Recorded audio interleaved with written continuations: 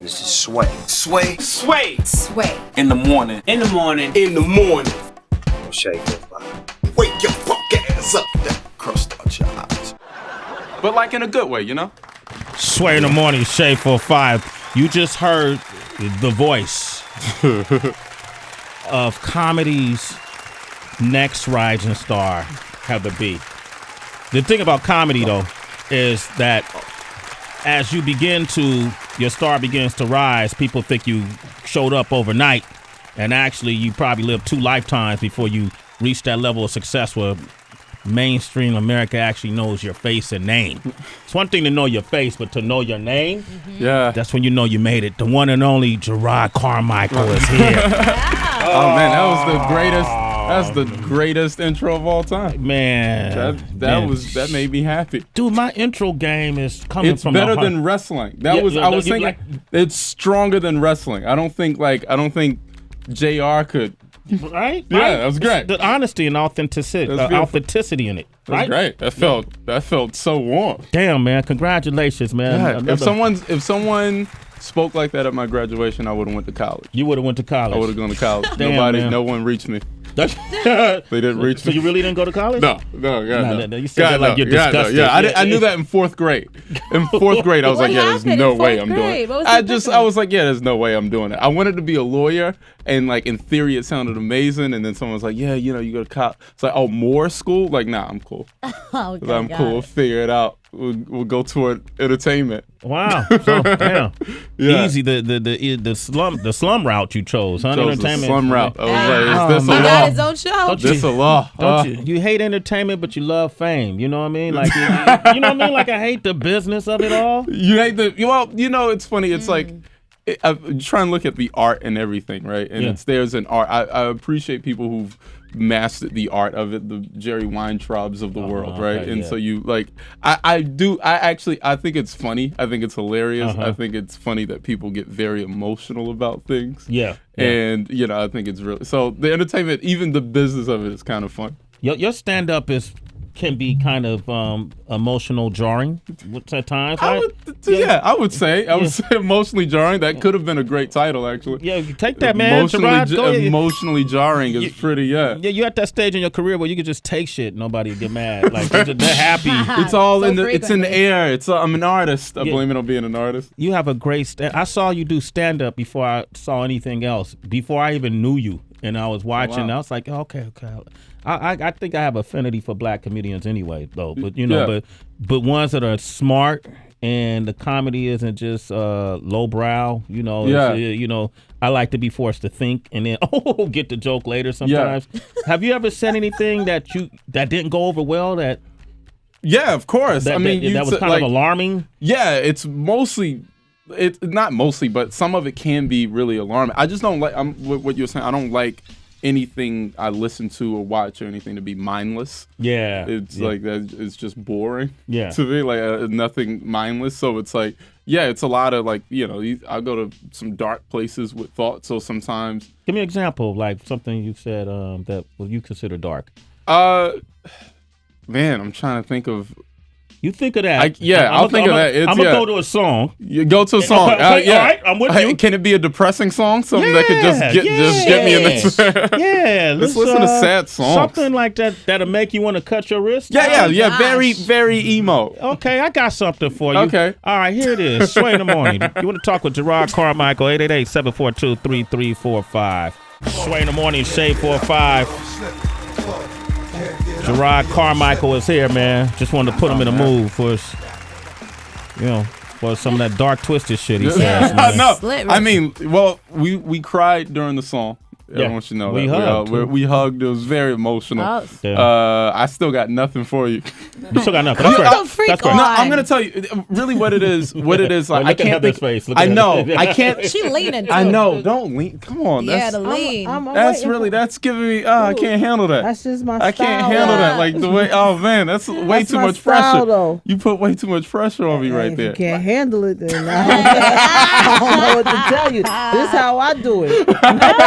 But let me ask you this: since you said that, your thoughts tend to go the dark, twisted path. You know how sometimes people think comedians of being like the sad clown. Yeah. Have you ever had like a depressed period in your life? You do. I don't seek that. I try and actively. I mean, I've had moments where it's just personal things happen and you get really sad. You lose friends and that type of thing. Right. But I'm always seeking to get out of that. I don't think I'm much more creative actually in a better, in a healthier mindset. Right. So I don't believe that, some comics believe that you have to be in that place, but I don't believe that.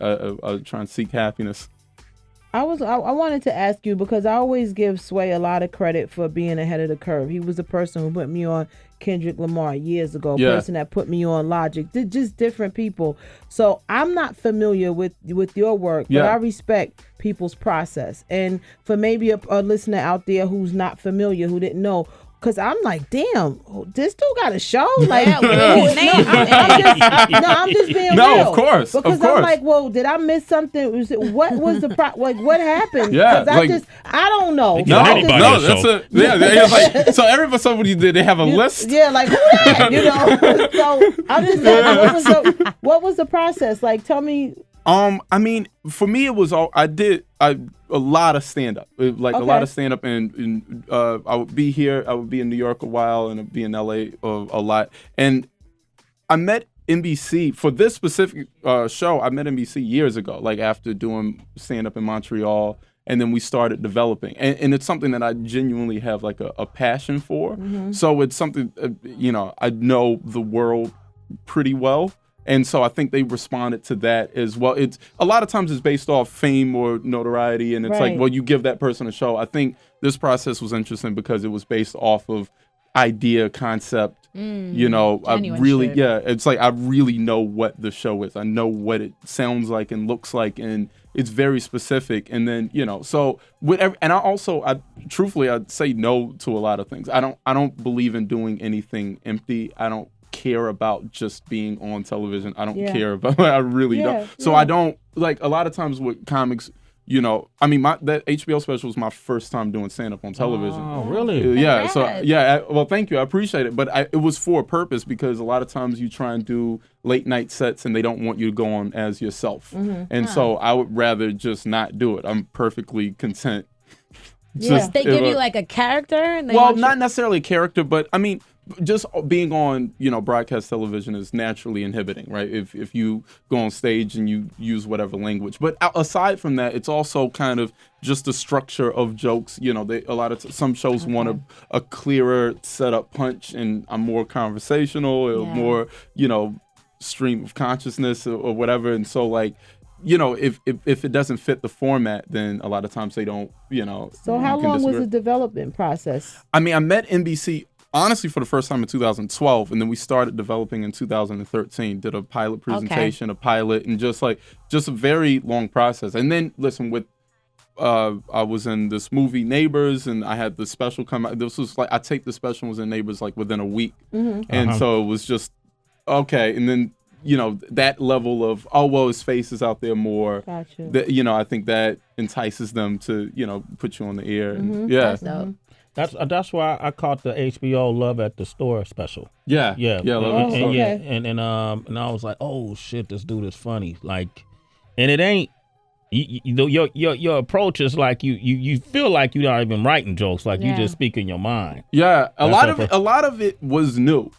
What was important for the special for me was to have just you come into my world of how I'm creating thoughts. A lot of it was me just on the fly, just riffing. A lot of it was new thoughts. It was I didn't want it to be shiny and especially with black comics. A lot of times it's easy to fall into this put on your leather, and it's just, they put on the leather because you want to. Eddie Murphy did it, and he influences you so much, and so you want to be like these guys. But for me, is number one, always being very true to your art and what it is that you do, who you are as a person, and doing something. If the world is doing something, that is the number one thing I don't want to do. Right. Yeah. So how do you feel about Sway? Initially, early in the morning, he said a lot of people call you the young Cosby.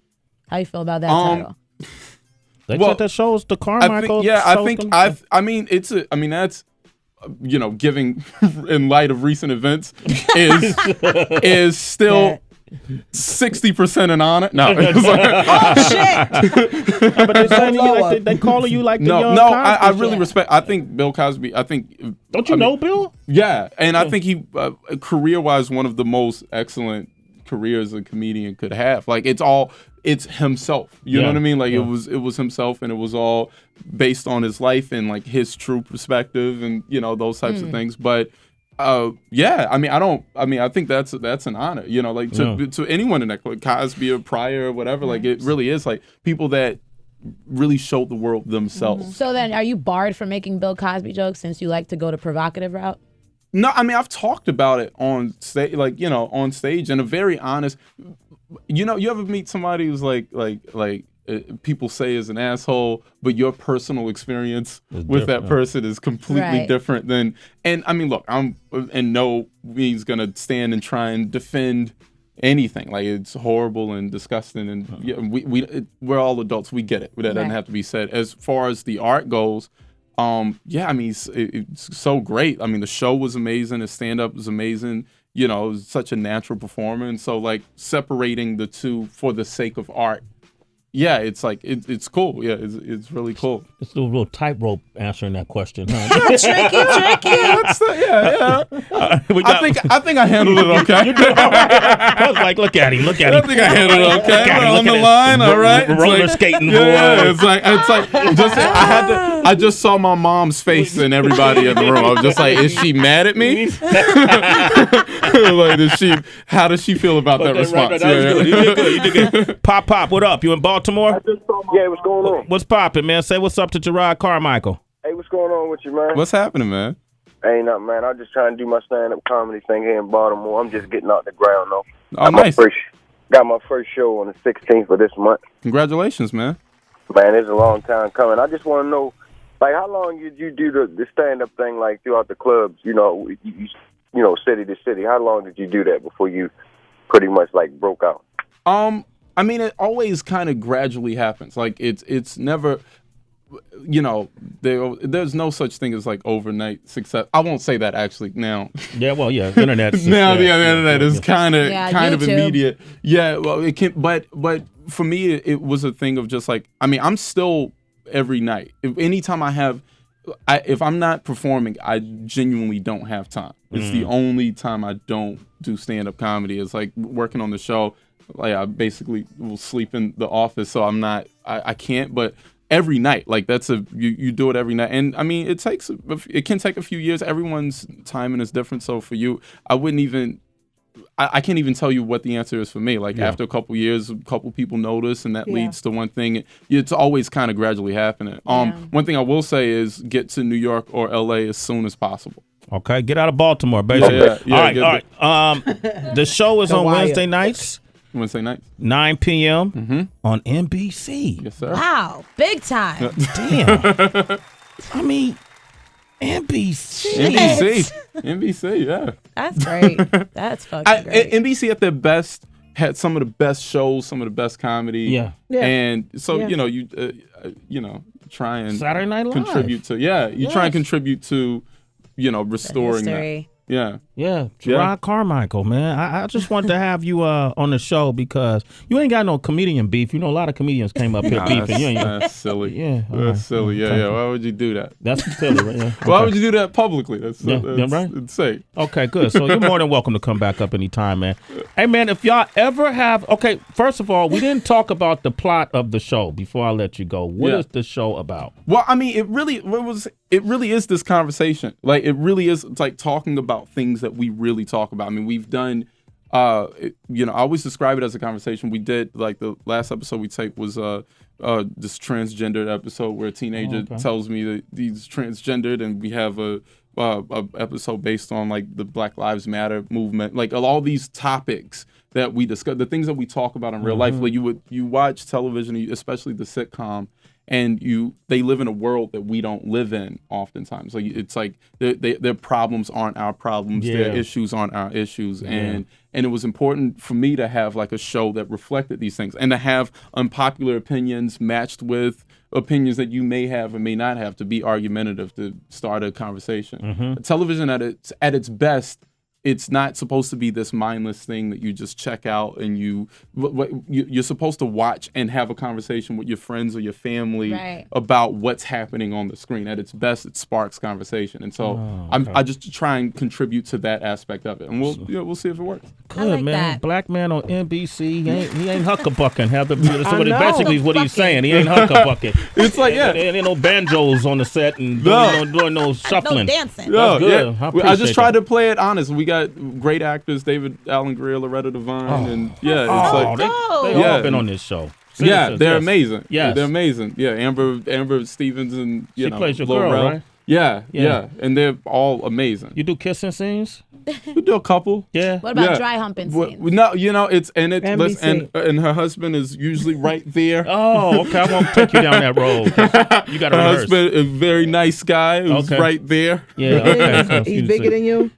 No, I don't think he's bigger than me. Am I speaking partly as an executive who does want to go down a weird route right now? Yes. But he's very nice. She's very great. She's very great. Yeah. That's a funny question. Is he bigger than you? He bigger than you? Is he bigger than you? He was like, yeah. It's Sway in the morning, only on Shade 45.